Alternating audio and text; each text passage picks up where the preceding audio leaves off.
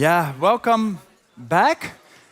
This is only one of the 5 policy sessions we have in this building and the next door building. So I'm super surprised to see such a full audience. But I heard from the organization, they are not surprised at all, because we knew from the beginning this would be a very popular session. How do we regulate European energy markets? How can we do it better to better answer the questions of today? That is what we're going to find out today in this session. This session will be moderated by the executive chairman of the Center on Regulation, which is a think tank that thinks of how Europe should regulate things like telecom, energy and mobility, and how all that should work from a governance perspective. Here's the executive chairman, Bruno Lieberberg. Bruno, good afternoon. Thank you. The floor is yours. Thank you very much, and welcome to all of you. This is indeed great to see an audience which is so dense for this first policy session of the European Sustainable Energy Week. We are organizing this as a CER, or think tank, in cooperation with the Institut Jacques Delors. And the topic of today's session is particularly timely, since we'll be talking about energy governance.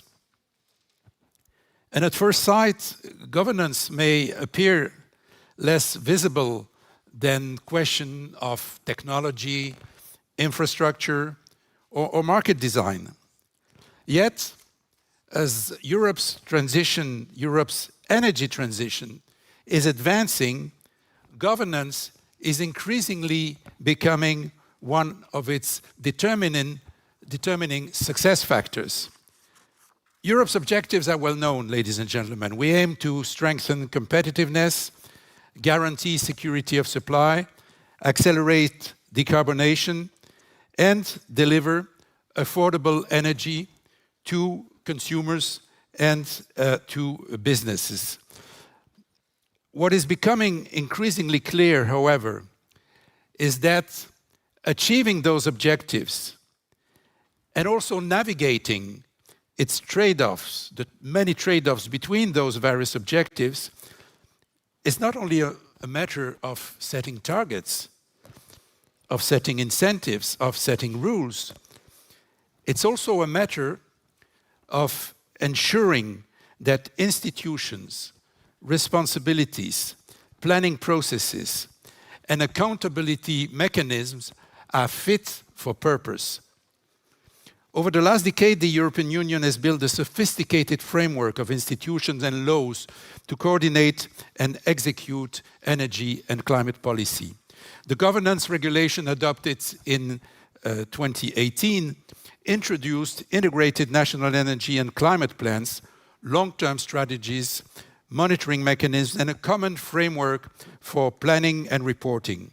It was an important innovation, and it has undoubtedly contributed to greater coherence between member states. However, the context has changed significantly since 2018. Wars in Ukraine and Iran have highlighted the need to diversify our energy sources and speed up the energy transitions. Concerns about dependencies in a new and more green energy sector need to be addressed. And of course, AI is imposing significant new pressures on energy networks. And all that means that new infrastructure must be planned and delivered at an unprecedented speed, and in a context of unprecedented technological and geopolitical uncertainty. And as a result, governance is no longer merely an administrative question. It has become a strategic issue, a strategic question. And this is reflected in the debate which is taking place across Europe currently. The European Commission has launched the revision of the governance regulation with the objective of simplifying, strengthening, and modernizing the framework for the decade ahead.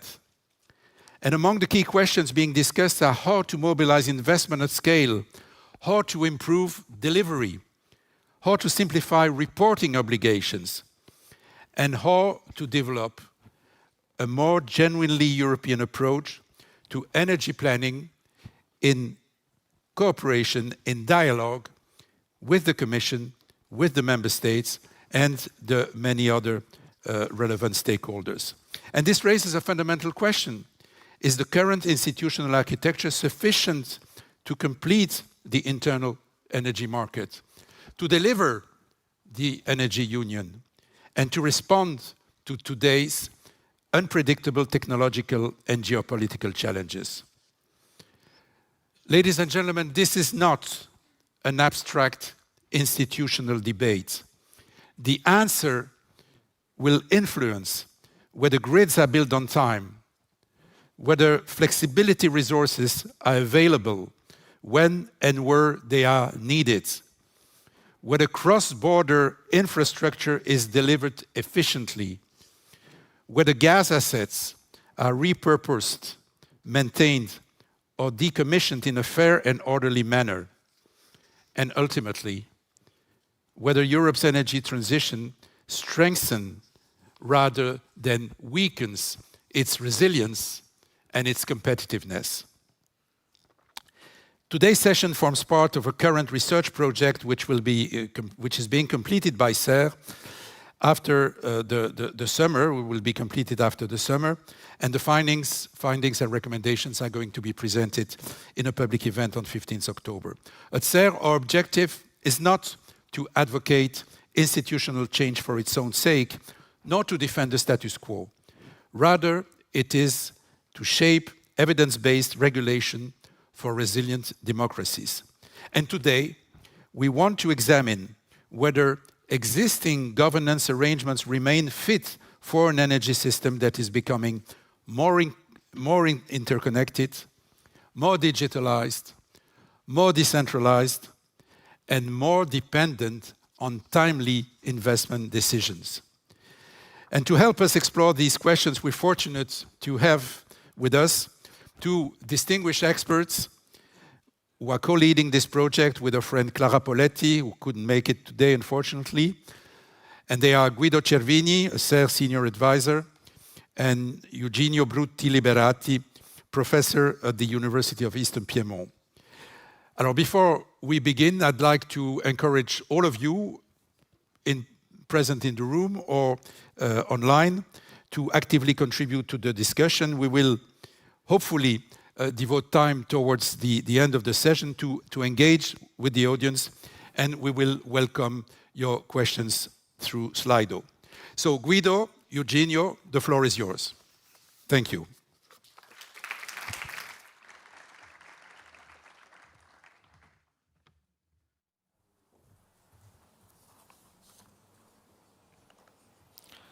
Thank you, Bruno. Good afternoon. I'm going to present very preliminary results of a research project that we are carrying out at SER. The organization of the presentation is in two parts. The first part will identify broad areas in which we have found opportunities for improvement of the EU governance of the energy sectors. Then, in the second part of the presentation, I will discuss some more detailed aspects.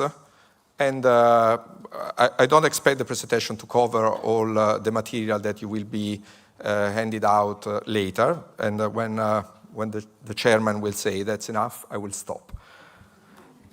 Before I start, let me just emphasize something that we will not have enough time to emphasize later.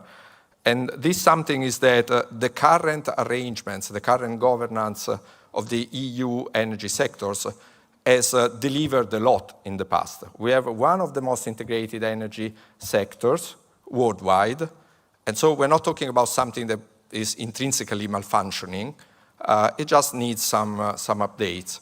The rest of the presentation will all be about things that don't work well enough. But we should never forget that we achieved a lot with the current arrangements. Okay. Just a second to talk about the concept of governance, which appears to be very intuitive. After all, it is just the who does what in terms of allocation of responsibility to institutions and the processes through which decisions are made, disputes are resolved, and targets are set. Well, in practice, we found this definition as more elusive than we thought of at the beginning. And as you will see, our recommendations tend to stay between purely intuitively governance issues and more substantive issues, because especially in the energy sectors, the two perspectives are very difficult to disentangle.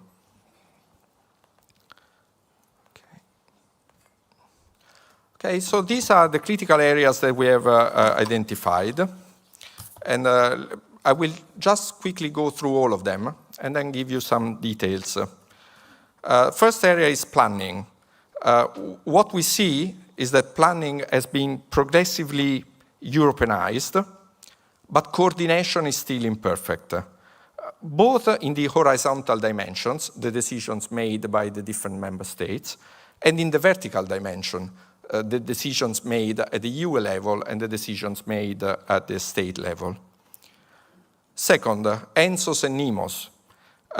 In this area, I will go back to the details later. In this area, we see inconsistencies between the functions that these institutions have, that are highly public service oriented, and the incentives that the companies, these entities have, and the oversight chain. And I will talk about that later a bit more.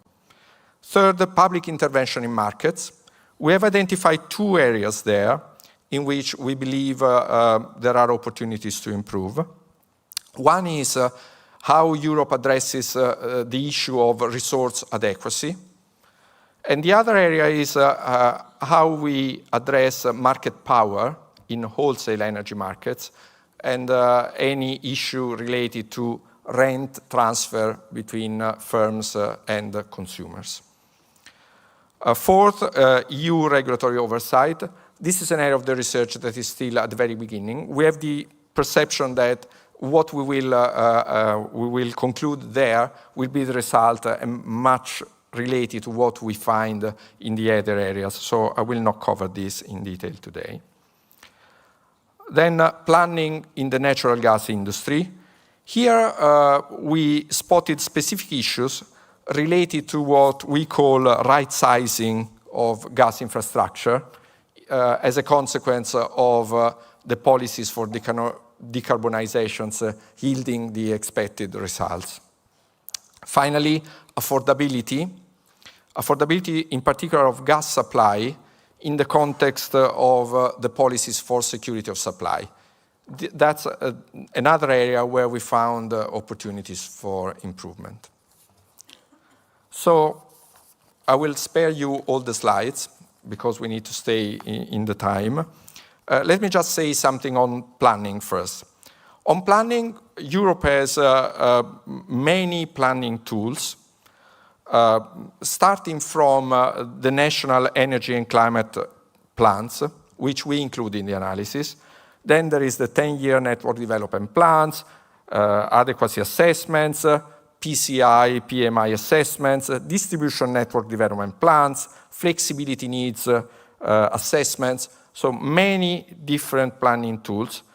They are, it wouldn't be fair to say that they are completely uncoordinated. They are coordinated, but still they are fragmented.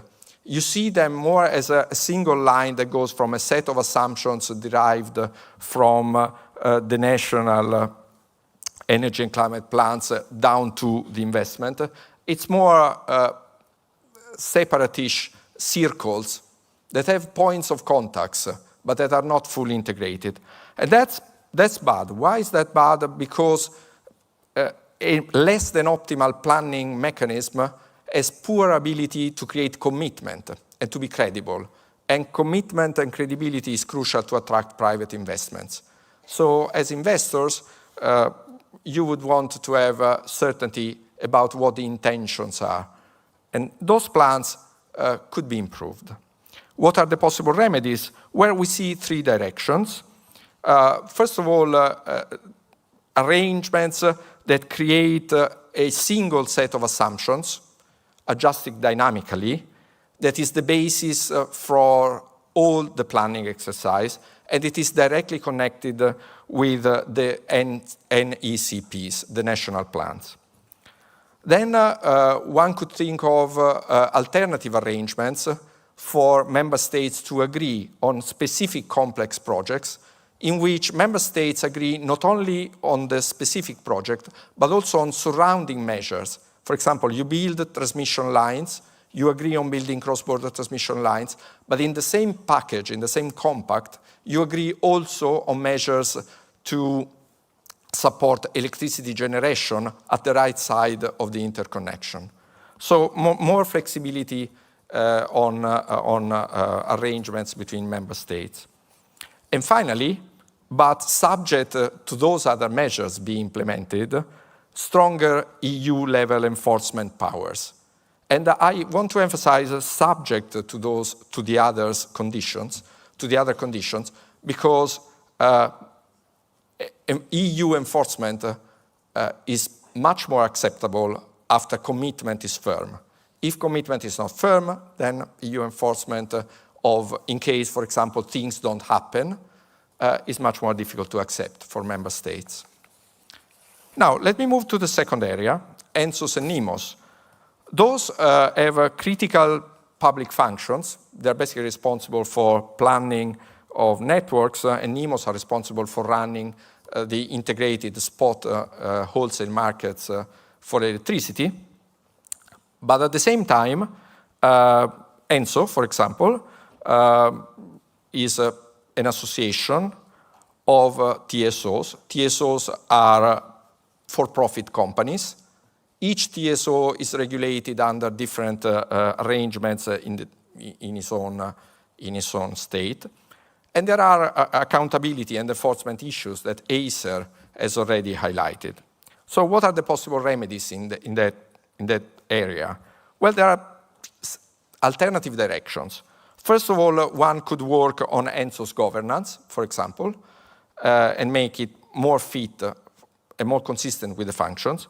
One could be a bit more aggressive and sort of require that the mission of ENSO is made more narrow, is made narrower, and advocacy, because ENSO at the moment has also the role of advocacy on behalf of the TSOs.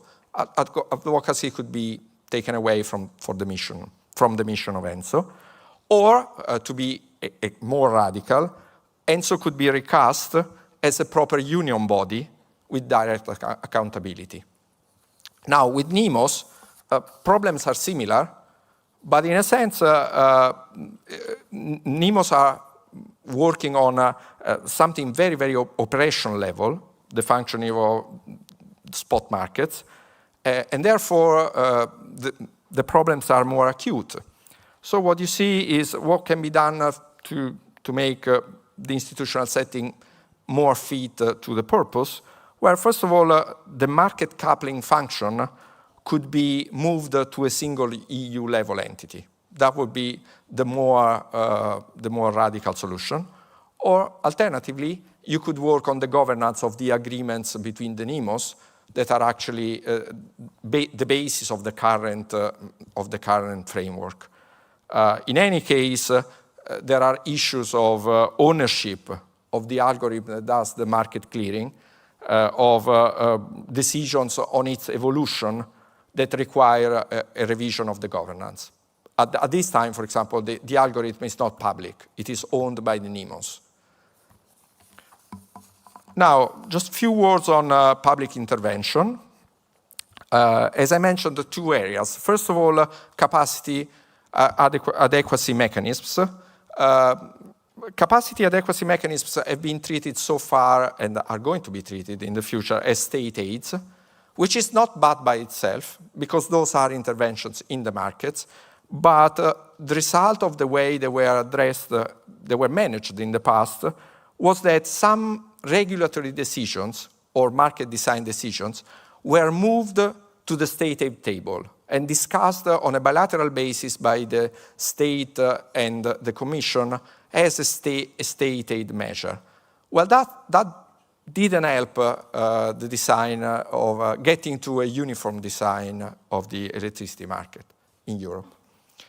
Then the second area is the boundaries between competition policy and sector regulation on market power mitigation. Here, REMIT, the regulation against the market manipulation, so the regulation for market integrity, didn't help actually, creating another layer between regulation and competition policy, potentially insisting on the same phenomenon, market power. So here we just need clarity. We need to understand what is for what, and if there is a need for a specific, industry-specific, sector-specific market power regulation or mitigation, then that should be developed as a separate piece of legislation or discipline, because what we read in the REMIT now is not enough.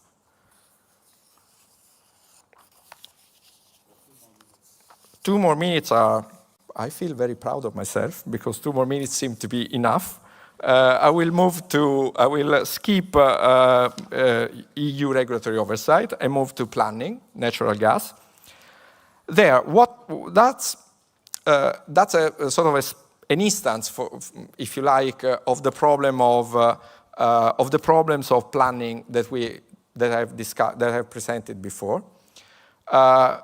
We don't seem to have, as Europeans, a clear path for repurposing or right-sizing, say, the natural gas networks.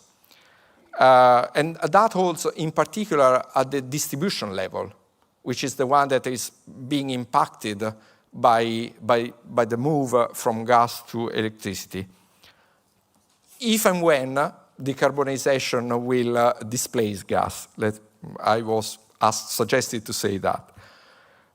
Now, the new gas directive made an important first step because it has provisions on the decommissioning of gas networks. But still, if we want to get to a fully functional framework, I think we need more. We think we need more. First of all, the process remains TSO and DSO-led. And clearly, there you are asking the gas TSOs and DSOs to plan for self-suicide, if you see, for the elimination of their own business, which is not sound institutional arrangement. And also, what we read in the new gas directive has some holes. It doesn't cover crucial areas such as stranded cost and the allocation of cost to the remaining consumers, because as you reduce the number of consumers, then you still have to pay the entire networks. So those are areas in which governance and substantive decision are very close. And then finally, in the 8 seconds that I have, I can mention affordability. There, what we see is that affordability issues under stress situations in gas are not addressed in the security of supply discipline. The security of supply focuses on availability of gas and not on the price. This is not bad by itself. We are in a market for gas, so we need to take the prices that the market sends.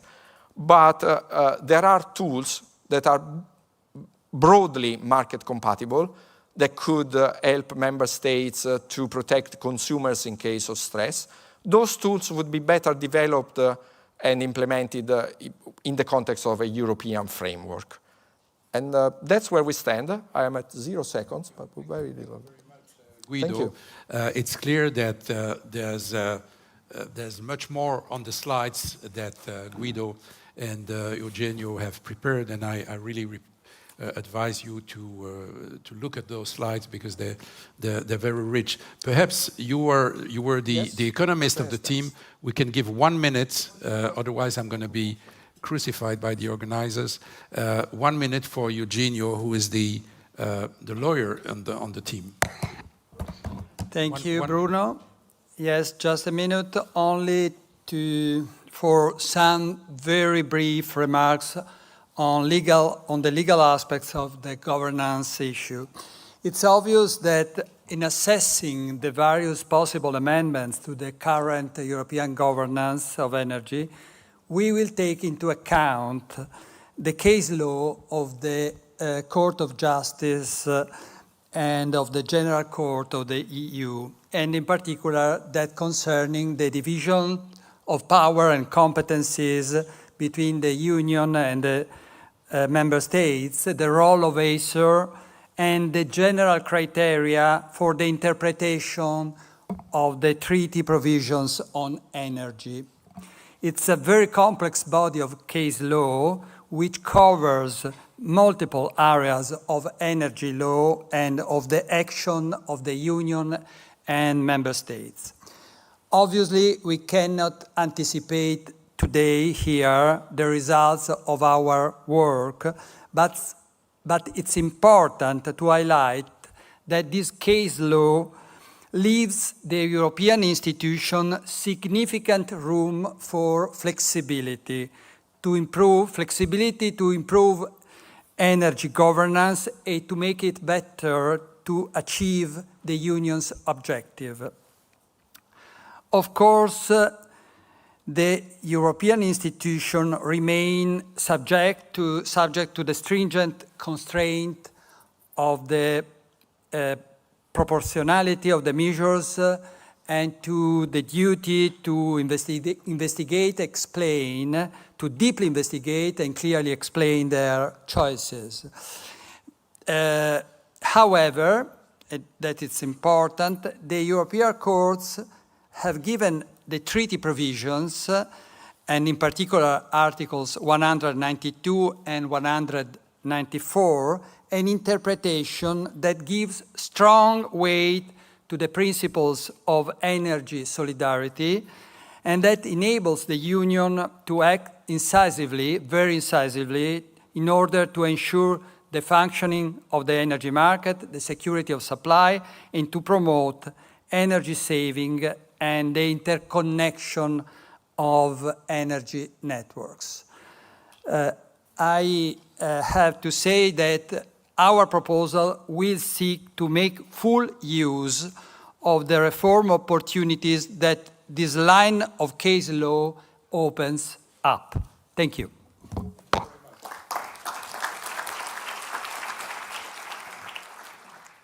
Thank you very much, both of you. And again, please look at the slides. I will now invite the distinguished panelists to join me on the stage. We have a super panel for the discussion. I'll first invite Arantxa Boden, who is the head of European and International Affairs at GRDF, the French gas TSO, please. Then Enrico Maria Carlini from Terna is the head of Electric System Planning and Permitting. Maurice Diric, Director, European Coordination and Development at RTE, the French electricity TSO, and Matthias Buck, who is the Principal Administrator at DGNR at the European Commission. So, please, I first would like to start this panel with a very simple question.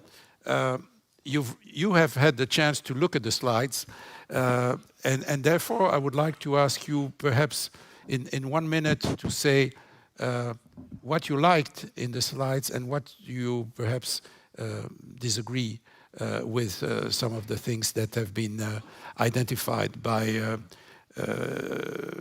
Guido and Eugenio. Arantxa.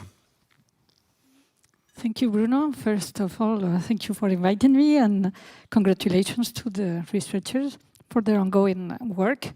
We fully agree on the point that the question is not the ambition, but the governance in this moment. And let me be clear, from GRDF side, the French gas distribution company, we fully agree on decarbonization. Priority is to decarbonize fossil-free electricity and for renewable and low-carbon gases. But the transition is not just a matter of electrification. I think it's a society problem and a system integration matter. Leveraging all renewable energies, including renewable gases and gas infrastructure. to have a fast, affordable, secure, and inclusive transition. And in France, it's already happening. I will leave my French colleague talk about electricity, but for gas, we can say that in the last 12 years, we have built the equivalent of 3 nuclear reactors of renewable gas with biomethane, with more than 800 plants connected to the network, 80% to the distribution network. And there are new technologies that are going to come. We all know about renewable hydrogen, but there are new technologies scaling up. So for me, the issue is not the ambition, but is the way to deliver transition.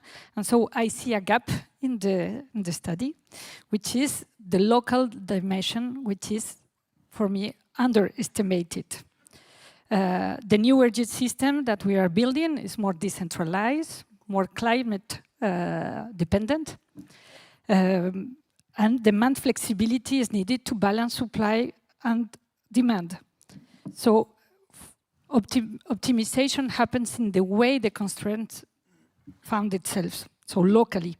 Okay, so at this stage, perhaps we will move to Enrico Maria. Thank you, Arantxa. Thank you, Bruno. So I looked at the slide and we agree that it's necessary to clarify roles and responsibilities.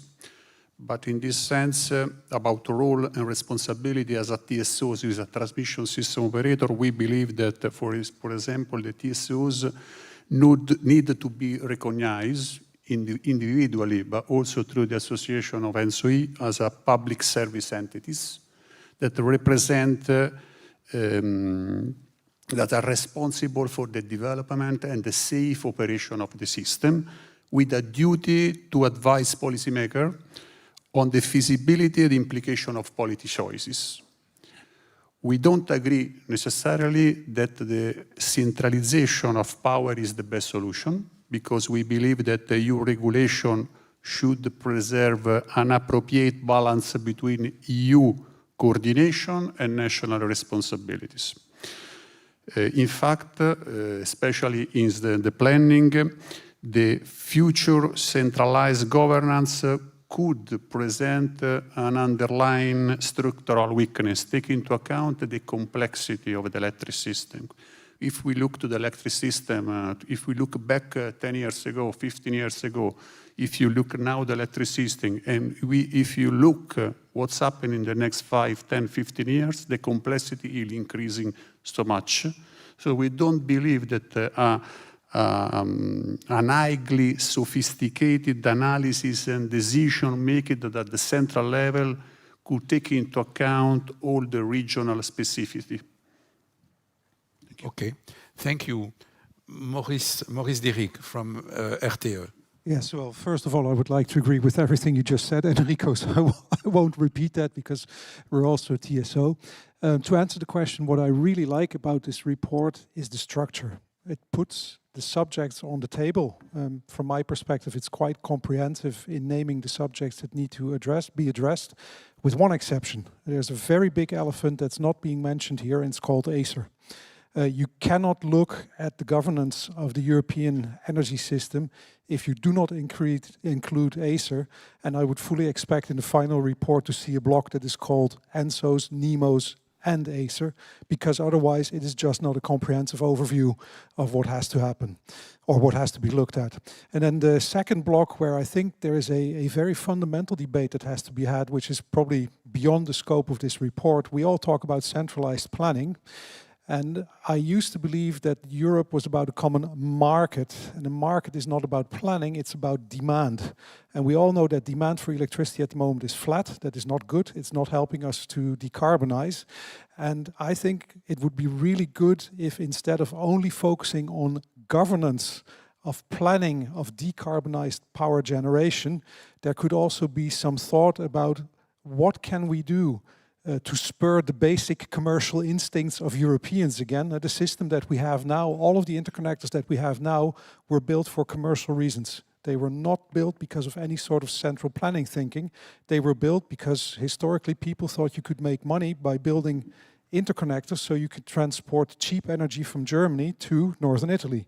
That was a very good reason to do so, or to export French nuclear power to countries that wanted to have it. And that whole dimension of demand-driven and therefore organic creation of new economic realities and infrastructure that goes with it, to me, should be included in some form. You won't have the full reply to it, but if there's no mention of demand, it's just not covering the entire scope. Thank you.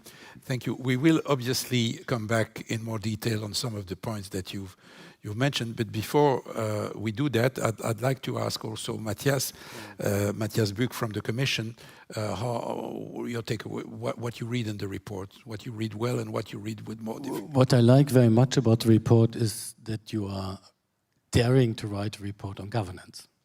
Because there is so much, whenever you enter debates on energy, it's about targets, should we increase ambition, it's about infrastructure development, it's about technology, cost curves, but it's not about the way we are, in a way, administrating the system. And this, of course, as you said in your introduction, is incredibly important.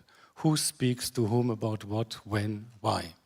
And to be clear about roles and responsibilities, and to just tackle this topic is really important. So I just want to say thank you for tackling it heads on, for daring to do this. And we're very much looking forward to the final report. Thank you. Thank you very much. I'd like to stay with you because I'd like to talk 1 minute about the role of the Commission versus the Member States. EU energy governance is very often described as a cat and mouse game. Between the Commission and the Member States, where the Commission seeks to steer, and Member States try to, how would I say, preserve discretion. And in your view, Matthias, has the Commission been able to exercise an effective steering role in the energy transition in practice? And was it ever legally or politically designed to be so? I think it was mentioned when you look into the treaties on how the competence on energy is shared between the Union and the Member States, you find these words that Member States retain the choice on their energy mix, so the sovereign right to determine what types of energy I want to use, on the sources of energy supply.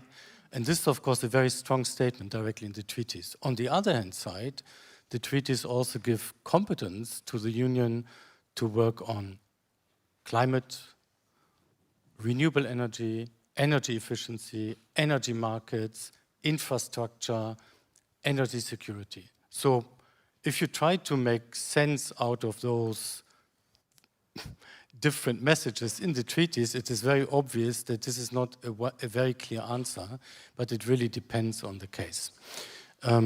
So you can hear a lot of frustration, of course, about by people involved in going through the nitty-gritty. So it's a constant pull and push, and how far can we go depending on the topic. What I have to, if you allow me to reflect on that, if you think back perhaps 10 years, what you were expecting from EU energy governance, and when you think what has happened in the crisis years, so since the Russia invasion of Ukraine, we have seen an incredible amount of very, very close cooperation amongst the Union institutions, in the Council, with the Commission, directly with governments, and we have seen lightning speed of emergency legislation being adopted on how to prevent energy prices from spiking, how to ensure security of supply, how to accelerate the build-out of renewables.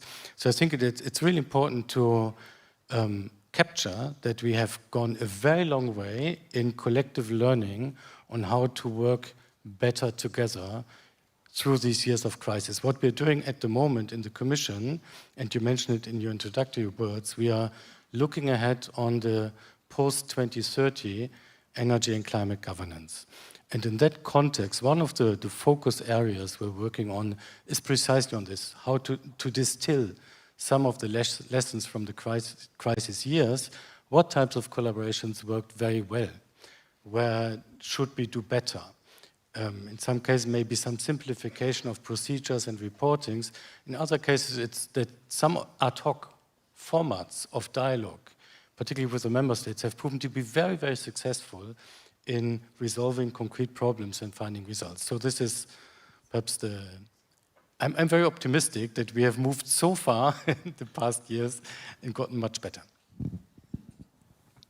Thank you. You've said that things are moving, have changed for good.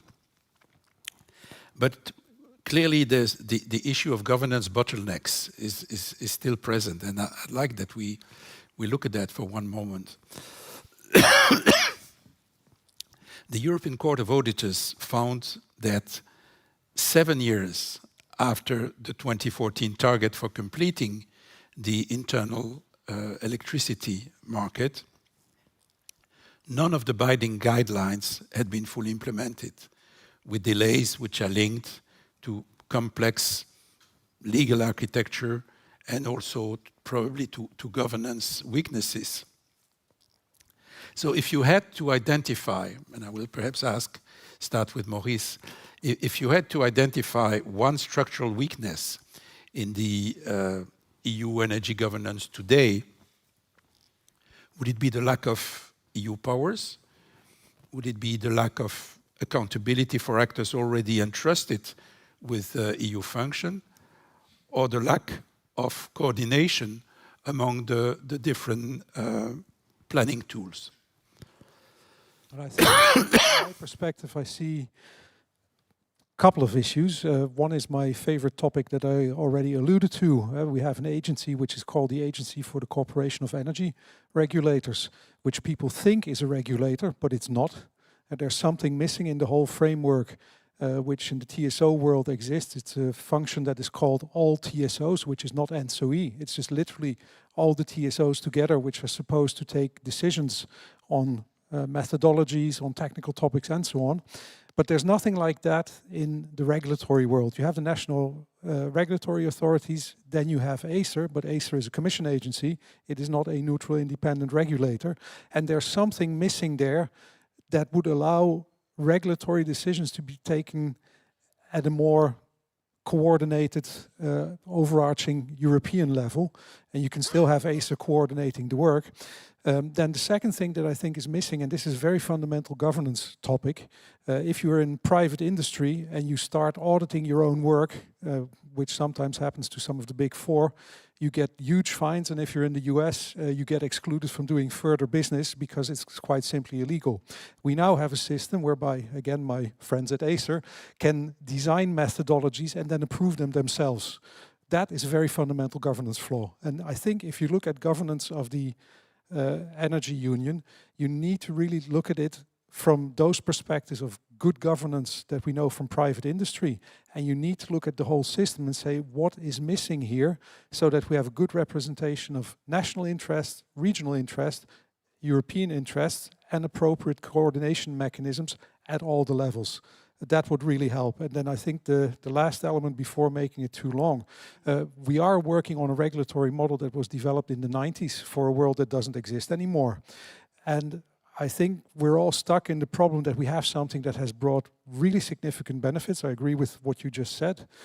But where we also have to have the courage to take a step back and say, if we were to design the regulation again, status today, from what we know now, what would it look like? What are the differences? And how can we find the path to address the things that are not being correctly addressed by the current regulation without making the current regulation ever more complex in trying to get it to do something for which it was never designed and for a world which doesn't exist anymore. Okay. Enrico Maria, what's your view on that? Yes, about the bottlenecks and weakness. I believe that the challenge is no longer planning, but making it happen. For instance, we spend more or less 1 year to define possible evolution of scenario for the electric system.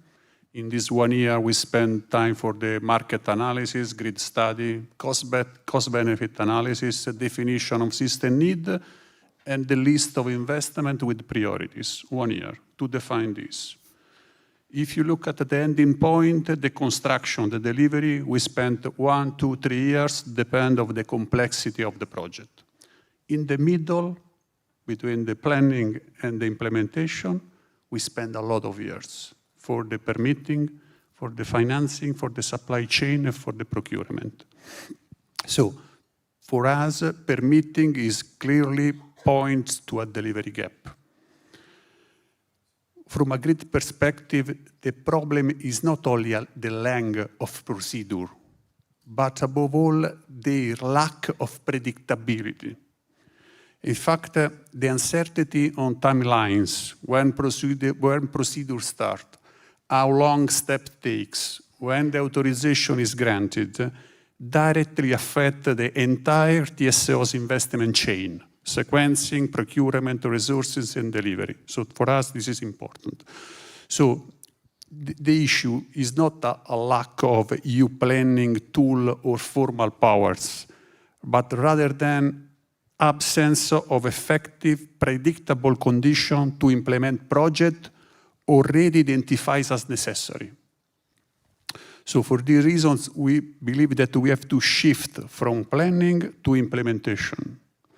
And a stronger EU action should prioritize the improving certainty for project promoters, the shortening and stabilizing permitting timelines, and also reinforcement of regional cooperation between national authorities and system operators and so on. This is for permitting. Supply chain is in another gap. As you know, the supply chain is important because TSOs operate in a critical market where the grid component, but also product, not so easy at the European level, the capacity remain not sufficient at the moment. So we have to reinforce also this part of the supply chain. So for us, the main problems are in the middle between the planning and the implementation. Okay, thank you. Arantxa, the gas distributor. Yeah. For us, since the... Mettez plus loin. Plus loin? Voilà. Yeah. I will go deeper on this local vision that for us is what is maybe to upgrade, to go from a top-down governance to a more bi-directional one, because in the new system we are building happens more on the territories. Renewable production is on the territories. Constraints is on the territories. Affordability issues, heating choices, passes on the territories. And that's why we bet for hybrid solutions, means complementarity between gas and electricity for affordability and for industry competitiveness. When we use electricity when it's abundant and cheap, and switch to gas when it's renewable, and in the moments which are electricity is maybe not even renewable, and there's also grid congestions, then you have the best of the two worlds. And you can optimize both supply cost and infrastructure cost.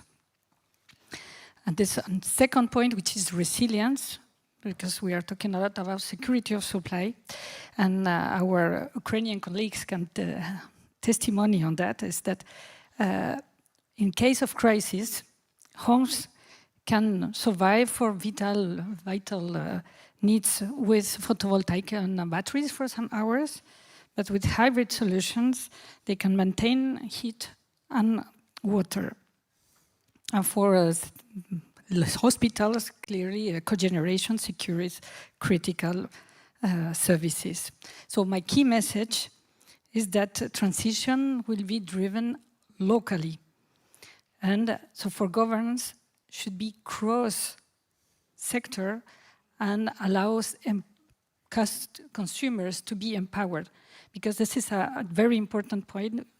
They have to be motivated to get into the transition. And today they see in France we have 800 hours of negative prices, but they don't see in their bill. We push them to work on demand side And I think we have to be attractive in the way that governance make them part of the transition. And I think there are already some positive things ongoing, and I keep on what the experts said. We are seeing coming the local heating and cooling plants. We are seeing things like the blending obligation for renewable gases in many countries, and also the last German proposal to switch from imposing to citizens one technology to proposing the framework for decarbonization, what they have to submit, but being able to choose the technology that fits the better for its own situation. Okay, thank you. I'd like to move now to the issue of electricity planning. We appreciate, and I think we all know, EU electricity planning is increasingly Europeanized, but delivery responsibility, and there's a link with what was said by Arantxa a minute ago, delivery responsibility remains dispersed across TSOs, DSOs, regulators, promoters, member states, and EU institutions. So, Enrico Maria, are we creating increasingly sophisticated planning frameworks without a clearly accountable delivery chain? Yes, as said before, the clearly definition of role and responsibilities is essential. The EU electricity planning is the key for an efficient development of the EU electricity grid. As said before, the current proposal to centralize and to focus the infrastructure should be taken into account also this kind of approach, the risk of limiting of member states and regulatory authorities and system operator, overlooking a national perspective and responsibilities. As said before, the challenges of the current framework are not driven by the weakness in planning, but by financing constraint, permitting delays, and supply chain bottlenecks. What we support is first the EU framework should set a strong common objectives at the EU level and ensure a strong alignment with the national framework, reflecting realistic and implementable scenario. Another important point is an inclusive process that involved member states and stakeholders remain essential to ensure that the EU planning captures the specificities at the national level, at the regional level. And the last one is a greater harmonization of national development plan. It's important to also improve the comparability and the coherence, maintaining also the TSO's point of view at the central level. This is about the planning. Other important issue is the financial. As said before, the transmission infrastructure investment are capital intensive, long-term asset. So we need credible financing and a stable regulatory framework for this.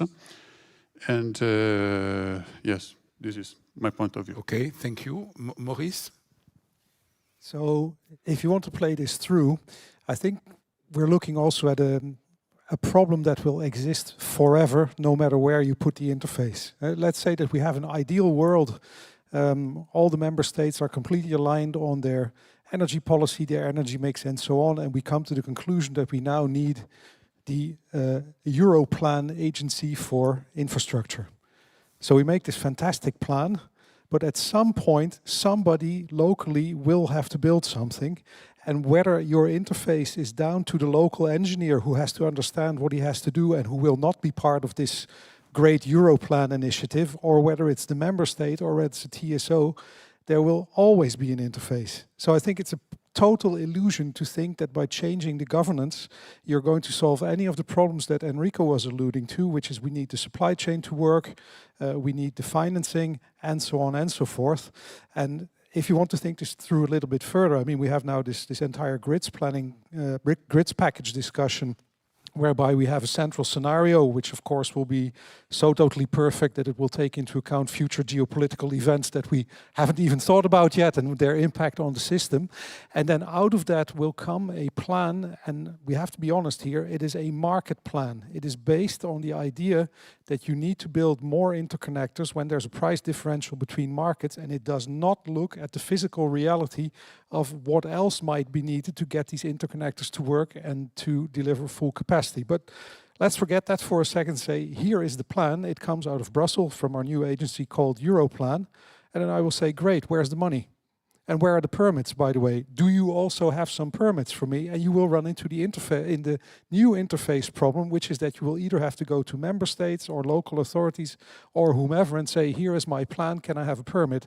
You cannot get rid of the interfaces. It's an illusion. And I think the whole discussion here has two fundamental flaws in it. One is what I alluded to earlier, which is that demand is no longer part of the problem. There is no consideration anymore for the fact that we are in a free market, liberal democracy-based model where I would build my infrastructure based on demand patterns and not based on centralized production patterns. And the second one is that we believe that interfaces can be made to go away, and they can't. There will always be interfaces. Okay, thank you. I think at this stage I will encourage everybody to communicate on Slido their questions. And as they say in the best television programs, we'll be back with you for, leave it with us for 45 seconds, a break for a commercial. We'll be back in 45 seconds. Thank you.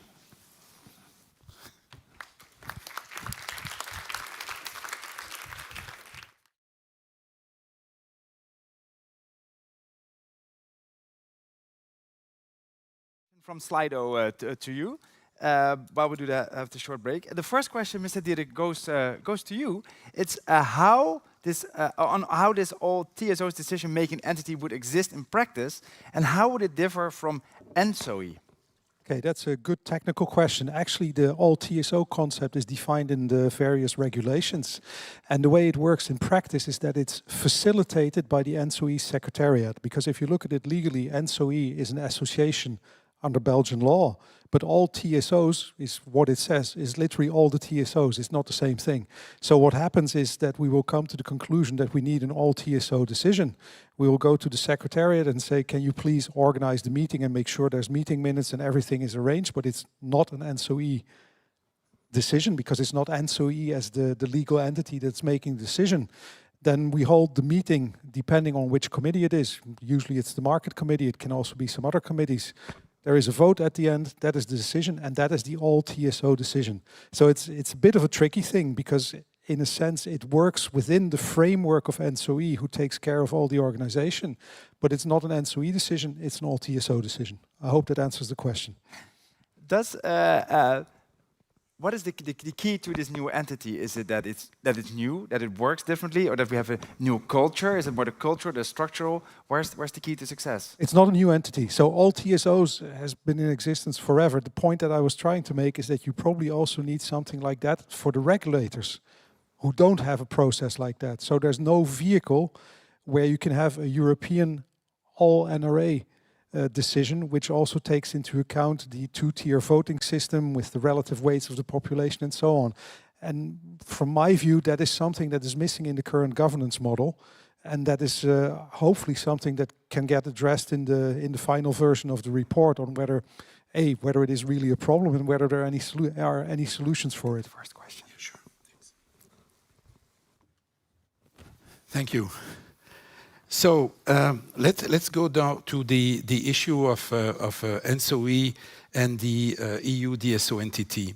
Do you think that it's still appropriate that EU-wide planning and system integration tasks are carried out by associations of TSOs that also represent by nature the TSO's interests? Or should some of these public interest functions be structurally separated, institutionalized, or Europeanized? Enrico Maria. Yeah, about the public interest function and institutional model, I think that it's important to recognize that today, the EU-level planning is fundamentally built on the national input and from a bottom-up approach.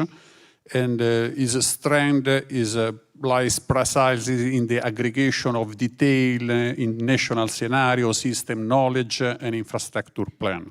So the current governance model is based in the cooperation with TSOs, NEMOs, NRA, but also DSOs, because the two grid, the transmission distribution, are strong correlated, also the evolution of the distribution and the influence on the evolution of the transmission. So it's important, this kind of cooperation. But we can say that the actual model has delivered a resilient and an integrated internal electricity market, preserving the necessary national and regional specificity. So the key challenges, therefore, I don't know if it's to replace this model with a top-down approach or to ensure that this existing model operate effectively and in a coherent way in all the level. So, of course, the function has to be institutional separate, because TSOs, for instance, provide technical evaluation, analysis, and system expertise. The regulators have to ensure independent assessment, and the member states have to take the final decision reflecting policy choices. So I don't know if we centralize all this role, risk undermining both technical credibility and regulatory independence without the necessary improvement for the system. So, as said before, in a future where the complexity of the system will increase a lot, we don't believe that decentralization will be the best option to be consistent and to run the system in an efficient way. That's clear. Thank you. Maurice? So, again, no surprise, fully agree with what Enrico just said, and I will try to complement it with a few additions. The first one, I always have to smile when people tell me that I work for a profit-making company, because I have no pricing power. My income is defined by tariffs, which are defined by a national regulator. Of course, I make a profit at the end of the day because I'm supposed to have a reasonable remuneration on the capital that I use to invest in the assets, but it's always made to sound as if we're this anthropic AI kind of firms which are going to make billions and billions and billions on the back of consumers, which is just nonsense. We are regulated entities, all of us, regardless of what the ownership model is, and we cannot freely set our tariffs. So saying that there's a problem in having TSOs in the whole debate because there's a conflict of interest, in my mind, is simply not true, because that's why our tariffs are regulated. Otherwise, you would be right. If we were just free profit-making companies, then yes, there would be a clear conflict of interest, but that is precisely what the regulation has tried to avoid. And then the second thing that is usually forgotten in the entire debate is that we are all dependent on the lights being on the power system working. Otherwise, it's the end of our societies. 3 days without power is the end of the water supply. About 4 hours is the end of the mobile phone network, etc., etc. We're not talking even about hospitals, about the cold chain. And you cannot just go around and play with that like that reality doesn't exist. And why do I say this? Because planning is not independent of system operations. If you tell me I need to build a new interconnector, that is great, and let's say we have this centralized planning and it says here you need to build this new interconnector between France and somewhere else. If I cannot integrate that interconnector into the system so that I can maintain secure and safe operation of the system, I am taking a societal risk. And the reason that I don't believe that you can have this centralized planning is there is simply nothing in the EU treaties which gives that decision-making power and that accountability to any EU body. It just doesn't exist. That is a national responsibility, security of supply, and that has to be taken into consideration in the debate. Okay, thank you. Let me turn to you, Arantxa, now, and asking you, what is the role of the EU DSO entity in the EU planning and system integration? I may be able to answer you in some months, because that's usually this week we will have the answer from the Commission to approve the integration of the gas DSOs into the EU DSO entity. and it's typically Europe was concentrated mostly on inter-country subjects. And so it's only 3 years before that the EU DSO entity was created for electricity DSOs, and as was previewed in the gas directive, gas DSOs will integrate this year. So we think it will be a place to have narrow relations with the Commission to better understand DSO situations and work with our electricity colleagues on interoperability and network codes. Mm-hmm. Okay. There are many questions that I'm getting on on Slido, asking, for instance, what is the role of the new stakeholders in the governance? For instance, the users, the electromobility players. Matthias, do you have a view on that?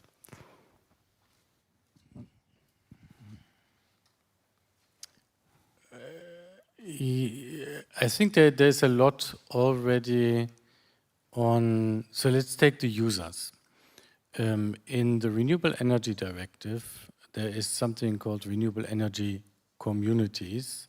So the actually legal empowerment of citizens to organize in order to generate renewable, mostly electricity, in a certain settlement.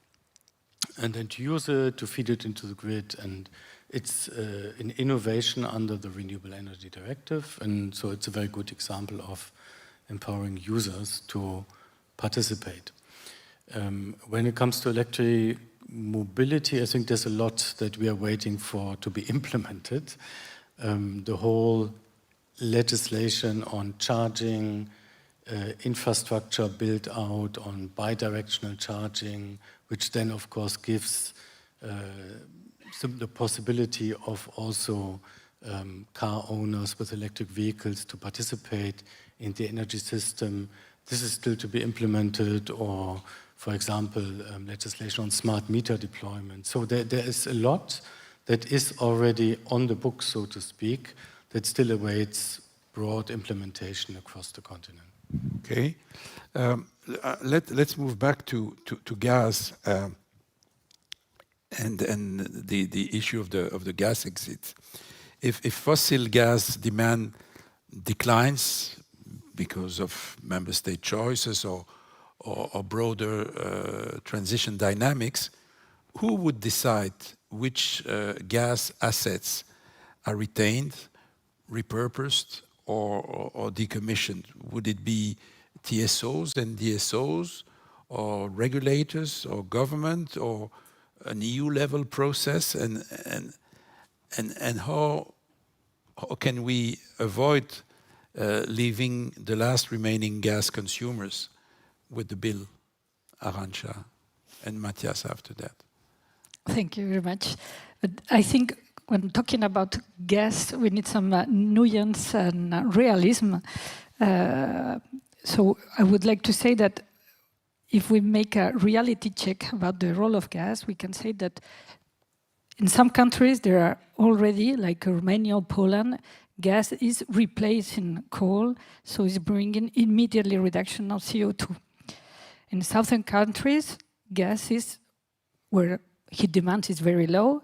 Gas infrastructures serves mainly industry and commercial, which is important for their affordability and for the security of supply. And the most important is that gas is evolving, and we are living like the electrician 30 years before, this revolution of the renewables and the changing and for a local production with renewable gases, what I say already for France, which is the case. And so that is the most important, which is already recognized in the European regulation with REPower, 35 BCMs as target for 2030, and solution for decarbonization, energy security, and hard-to-abate sectors. Second is the gas infrastructure itself, which is essential for the energy system, and we we have to be clear that gas allows the system to pass the winter. In France, during the peak hours, and it is a very already electrified country where the heating is about 40–50% electrified. In peak winter, in winter peaks, electricity provides around 90 gigawatt and gas 130. So it's the value of the infrastructure is given this capacity, and also the resilience. The climate extreme events, gas is also more resilient and has a long life longer. Polyethylene pipelines can live like nuclear power or more. And we don't have to forget that that it supports electricity stability through dispatchable generation.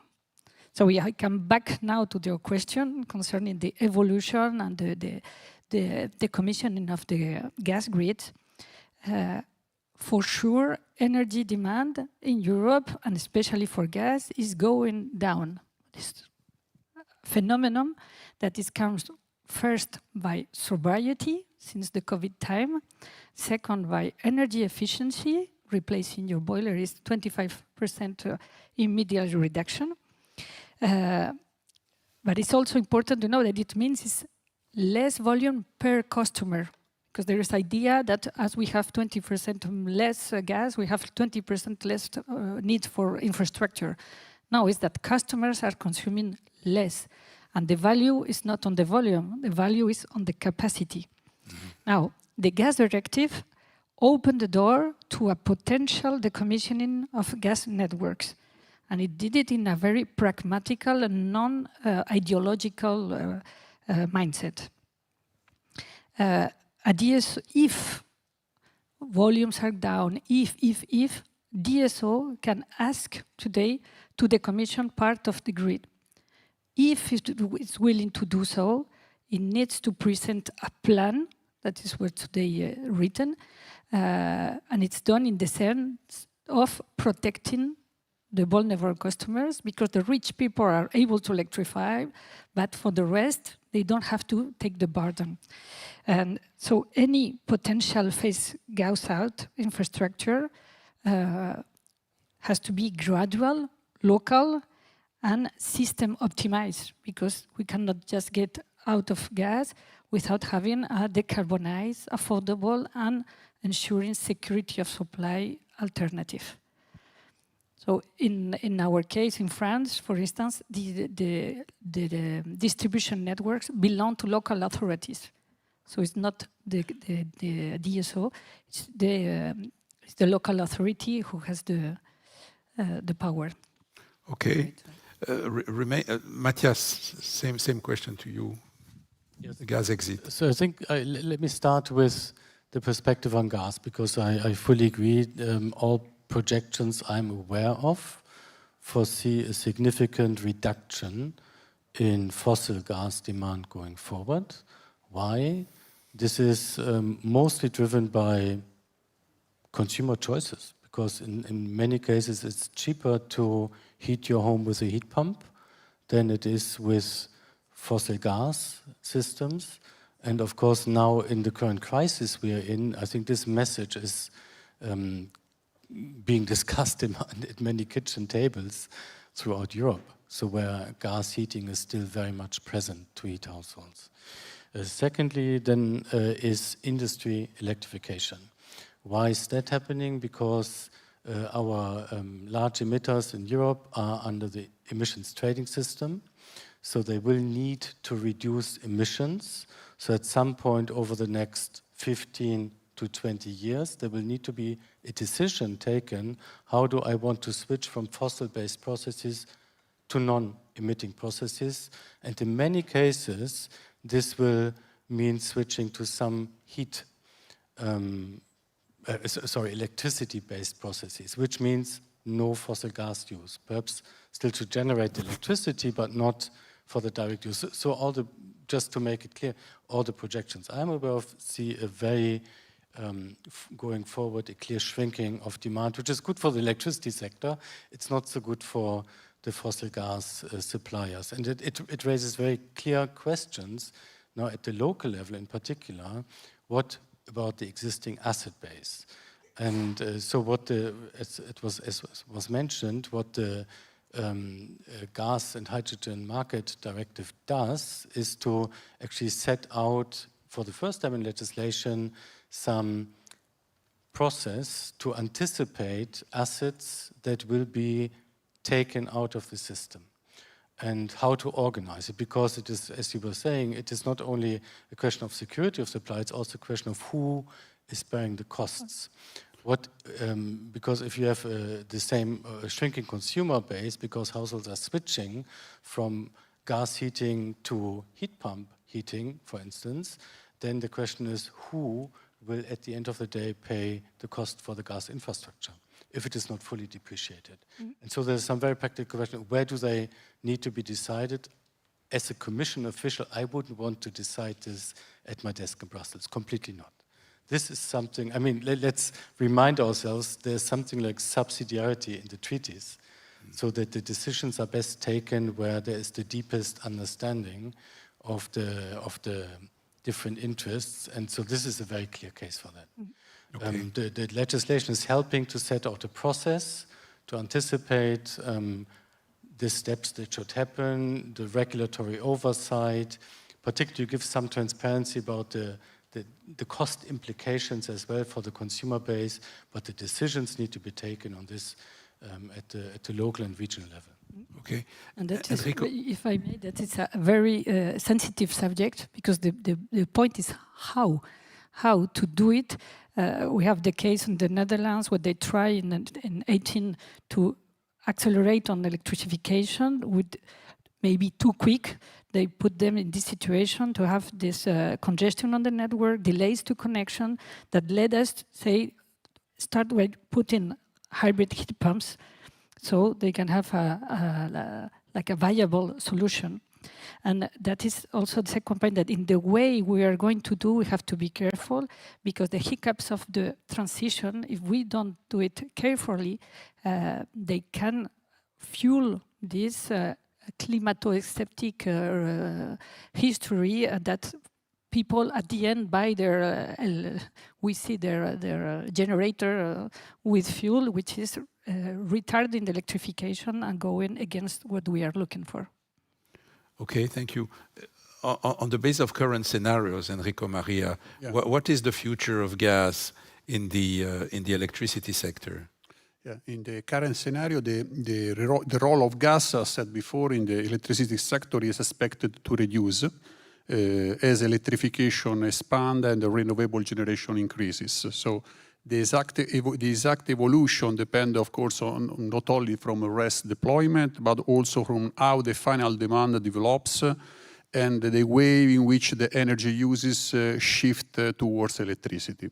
So this trend is already visible in the planning scenario. For instance, for Italy, if you look to the National Energy Climate Plan outlook to the 2030, the renewables are expected to cover around 63% of the electricity demand, and leading this the reduction of conventional generation from 47% in 2023 to 26% in 2030. So in 5 years, we reduce a lot the gas-fired generation, but 26 is an important number, because 26 means that the gas generation is expected to remain important to ensure demand coverage. What we expected in the long-term scenario, this structural decline in natural gas demand is expected to continue over the longer term, and the gas-fired generation progressively decreasing in volume.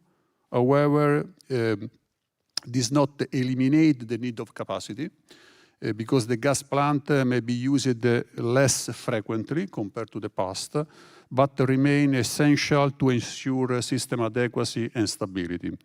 Even beyond the 2030, the system analysis show that a share of dispatchable, let's say, energy and capacity will remain necessary. So for this reason, in this context, that the market-based instrument, such as the capacity mechanism, we believe that it's are important to maintain also in the next future. Okay.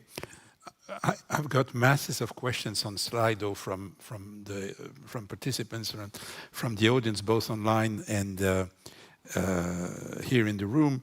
I'll take one question about market power. Somebody's asking which market power issues are observed that would require additional legislations to be addressed. Can you, but really 1 minute, because we need to have a concluding question.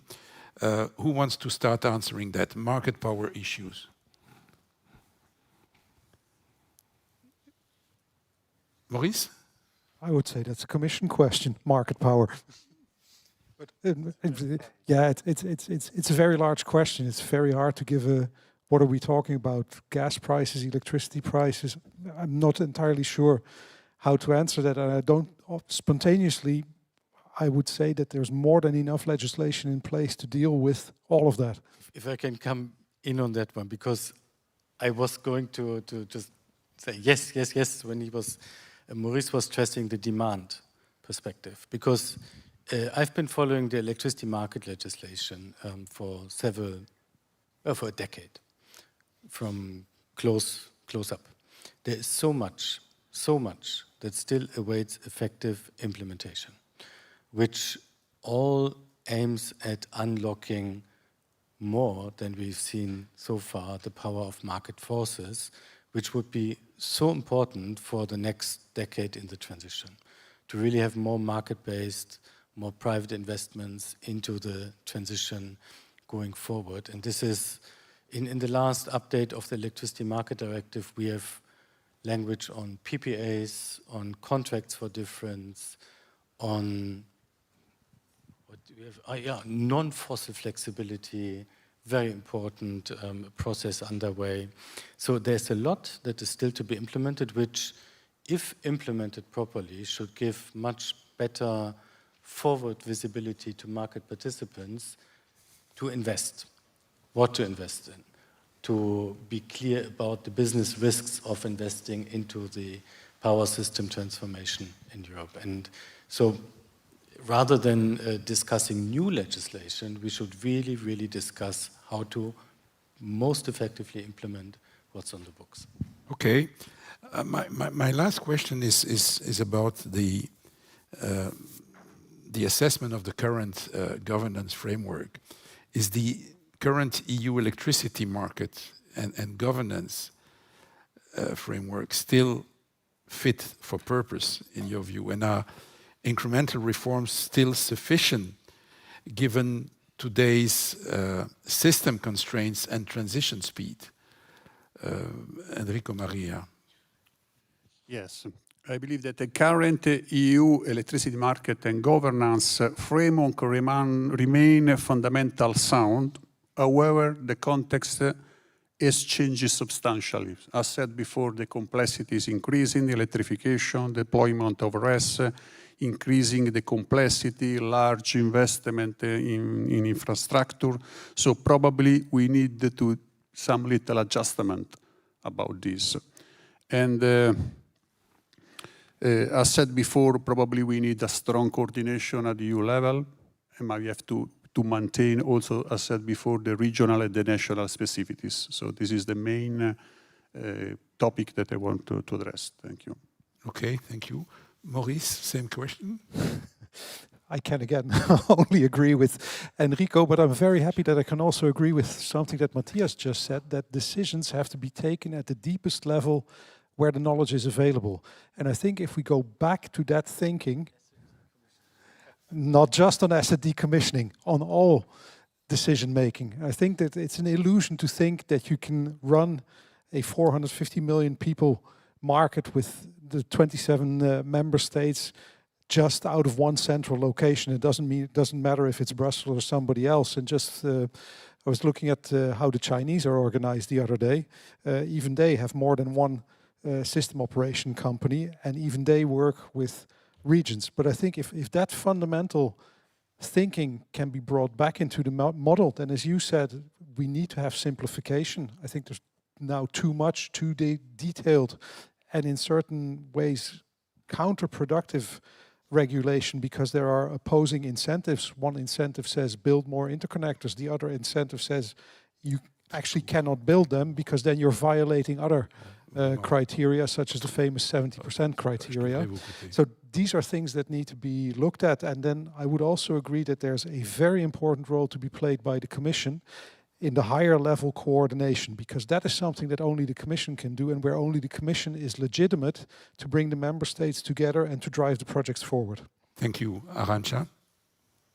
Yes, from my side, I would say that governance must evolve to integrate across different vectors, electricity, gas, heat, starting from the local level, to get more flexibility and adaptability in decision making, and a truly multi-level approach, fully including local actors to play on subsidiarity.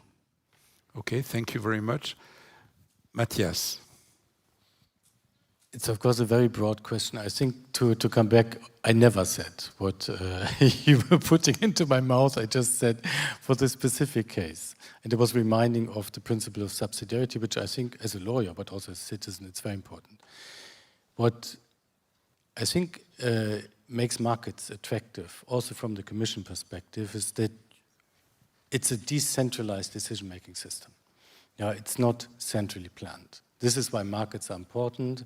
This is why there is so much hope that the full and effective implementation of what we have on the books, on the markets, market coupling, all of this will actually help the market-based transition going forward, so that it doesn't need the central steering. At the same time, of course, it is just a fact that even in many areas, let's take security of supply, which, as was mentioned at the beginning, is very much a national domain. When push comes to shove, and there's a real political need to coordinate decision-making, the member states, regulators will come to Brussels to sit together and get a meeting of the minds, because it is better in the system in which we're operating to coordinate and cooperate and exchange than to just do your own thing. We are way beyond a situation where any member state, even when it comes to energy, can just do their own thing. This is creating frictions and problems right, left, and center. And I had the pleasure to work in the German government for 2 years in the earlier phases of the energy transition project. Oh my God, it was at the time a very, I would say, introspective project, until the point when all the neighbors, the electricity neighbors of Germany, were just hammering at the door and say, what are you doing here? And you are not talking to us and coordinating with us, although it has effects. So you need to come to Brussels to discuss at least. Yeah. That will be the last intervention, and I think it shows that clearly the system can be improved, and this is what is going on, but it's clear that it cannot be done so without the involvement of all stakeholders. And we see that those stakeholders are not only the institutions, the governments, but are also the people who are really making the system, the people who are also benefiting from the system. And I think these various dimensions need to be listened to, and I understand that this is what the Commission is doing.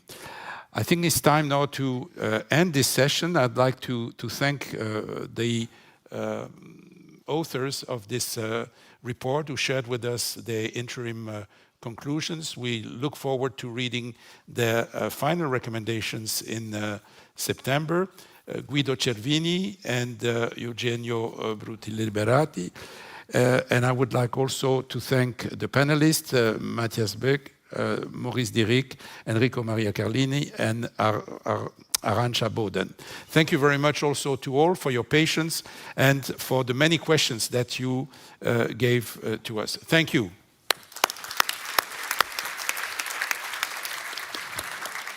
Thank you so much. We look forward to that.